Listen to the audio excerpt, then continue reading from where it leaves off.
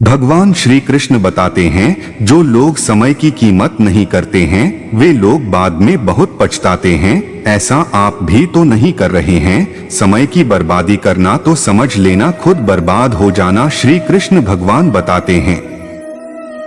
स्वयं एक बार वीडियो को जरूर देखें। यह वीडियो आपने देख ली तो समय को कभी बर्बाद नहीं करोगे और समय की कीमत करना सीख जाएंगे, परंतु वीडियो अंत तक जरूर देखना। चलो दोस्तों देखते हैं वीडियो को। भगवान श्री कृष्ण के द्वारा अनमोल वचन बताए गए।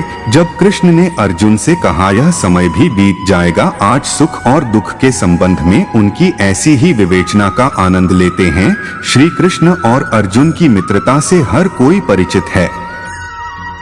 हालांकि यह मित्रता बराबरी की नहीं थी। अर्जुन सदैव ही श्री कृष्ण को अपना स्वामी भगवान और पथ प्रदर्शक मानते थे और उनसे जीवन के हर अवसर पर मार्गदर्शन लेना नहीं भूलते थे। एक तरह से उन्होंने अपने जीवन की डोर श्री कृष्ण को सौंप दी थी। महाभारत युद्ध के बाद एक दिन दोनों बैठकर जीवन दर्शन पर बातचीत कर रहे थे। इसी समय अर्जुन ने कहा, हे वासुदेव, संसार में हर कोई सुख की कामना करता है और जीवन पर्यंत उसकी प्राप्ति के लिए प्रयास भी करता है, फिर क्यों दुख जीवन में प्रवेश करता है?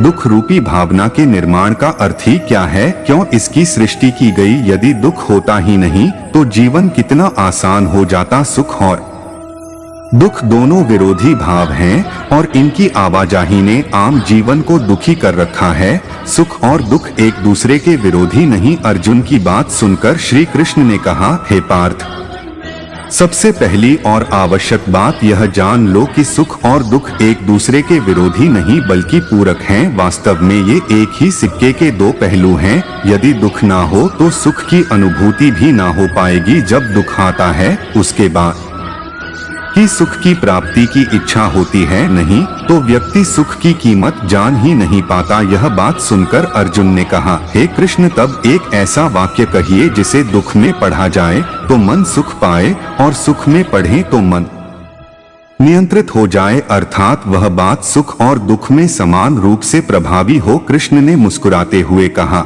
यह समय भी बीत जाएगा। श्री कृष्ण ने मुस्कुराते हुए कहा, यह समय भी बीत जाएगा। हे अर्जुन, समय का पहिया कभी एक जगह नहीं थमता। दुख आया तो एक दिन जाएगा ही और सुख आया तो वह भी एक दिन जाएगा ही, और यह भी तय है कि दोनों बारी बारी वापस लौटकर आएंगे ही, क्योंकि यही जीवन है। अर्जुन ने तुरंत ही श्री कृष्ण की चरण वंदना की और कहा, सत्य है प्रभु, अब कोई संशय नहीं, समय सबसे बलवान है।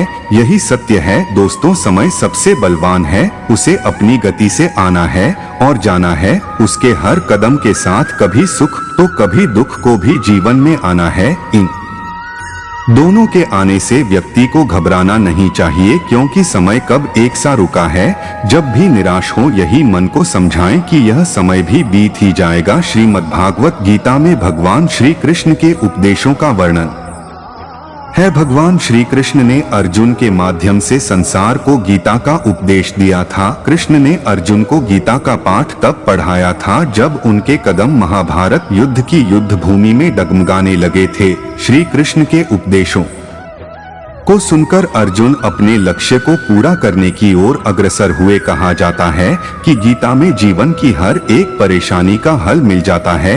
गीता में कही गई श्री कृष्ण की बातें आज भी जीवन में आगे बढ़ते रहने की प्रेरणा देती हैं। ऐसे में किसी भी परेशानी का हल पाने और जीवन में सफलता पाने के लिए गीता की कुछ बातों का ध्यान रखना चाहिए। माना जाता है कि जो भी व्यक्ति गीता की इन 5 बातों का जीवन में अनुसरण कर लेता है वह हर काम में जरूर विजय हासिल कर लेता है।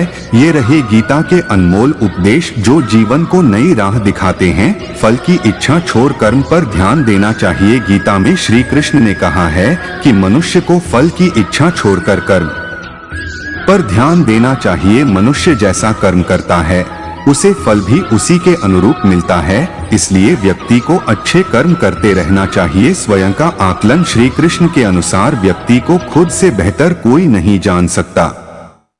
इसलिए स्वयं का आकलन करना बेहद जरूरी है। गीता में कहा गया है कि जो व्यक्ति अपने गुणों और कमियों को जान लेता है वह अपने व्यक्तित्व का निर्माण करके हर काम में सफलता प्राप्त कर सकता है।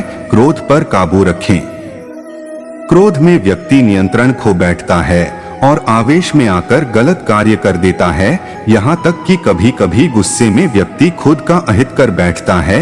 गीता में श्री कृष्ण ने बताया है कि क्रोध को खुद पर हावी नहीं होने देना चाहिए। यदि गुस्सा आए तो स्वयं को शांत रखने का प्रयास करें। गीता के अनुसार व्यक्ति को संदेह या संशय का स्थिति में नहीं रहना चाहिए। जो लोग संशय का स्थिति में रहते हैं उनका भला नहीं हो सकता है।